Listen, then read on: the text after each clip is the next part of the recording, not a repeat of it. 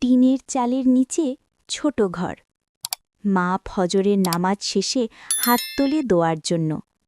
ছেলে সালমান চুপচাপ জুতো পরছে, চোখে ক্লান্তি। মায়ের চোখে জল। ছেলের কানে বাবার শেষ কথা ভেসে আসে, বাবা, হারাম খেয়ে বড় হইস না। কাজের জায়গায় মালিক বলে, এই কাগজে সই করলেই টাকা পাবে।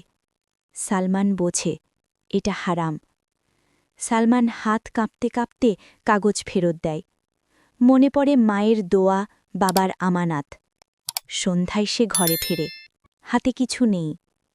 মা শুধু বলে, আল্লাহ তোমাকে দেখছেন বাবা।